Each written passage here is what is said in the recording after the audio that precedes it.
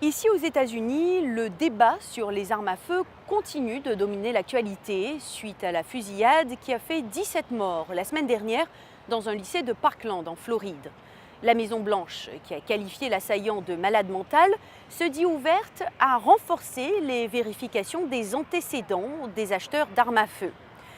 Par ailleurs, Donald Trump a demandé au ministère de la Justice d'interdire la transformation d'armes semi-automatiques en fusils automatiques. L'annonce intervient alors que la pression monte pour l'adoption d'une loi qui protégerait les Américains contre les fusillades. Des dizaines de jeunes gisant au sol devant la Maison-Blanche en signe de protestation. Ils font partie d'un mouvement national dirigé par des lycéens qui demandent à Washington d'adopter un contrôle plus strict des armes à feu. En Floride, où a eu lieu la dernière fusillade, des lycéens endeuillés dénoncent des lois qu'ils qualifient de laxistes. Ils condamnent le président américain Donald Trump pour avoir accepté les contributions de la National Rifle Association, le puissant lobby des armes à feu. Chaque politicien qui prend des dons de la NRA, honte à vous! Emma Gonzalez, figure de proue de la révolte des lycéens, accuse Donald Trump d'avoir reçu 30 millions de dollars de la NRA. Divisé par le nombre de victimes par balle aux États-Unis en 1 mois et demi en 2018, cela revient à 5 800 $ par personne. C'est ce que valent ces personnes pour vous, Trump? Le président, qui s'est rendu au chevet des victimes de la fusillade de Parkland, est un partisan du port des armes à feu. À l'image du Parti républicain, Donald Trump prétend défendre le deuxième amendement de la Constitution qui garantit à tout citoyen le droit de porter des armes.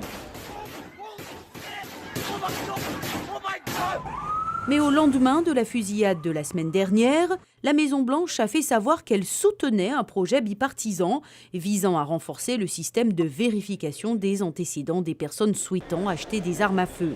L'objectif serait de faire en sorte que les informations sur la santé mentale et les condamnations pénales soient systématiquement transmises à la base de données nationale afin d'empêcher les malades et les criminels d'acheter des armes à feu.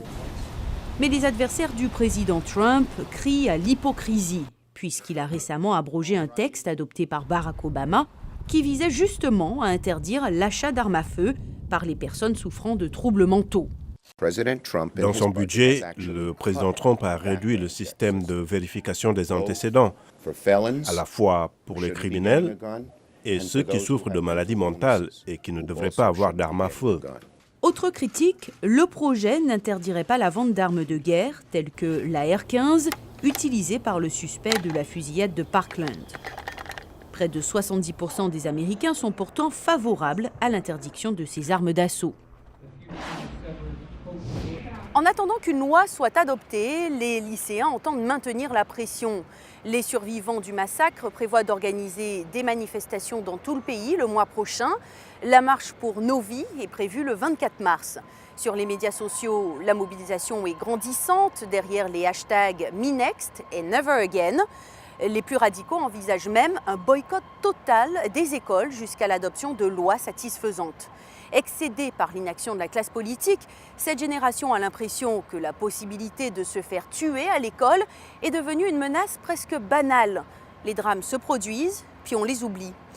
Un statu quo contre lequel ils entendent lutter avec force. C'est dans ce contexte que Donald Trump recevait les lycéens pour une session d'écoute cette semaine. Morgane Guiriec, VOA Afrique, Washington.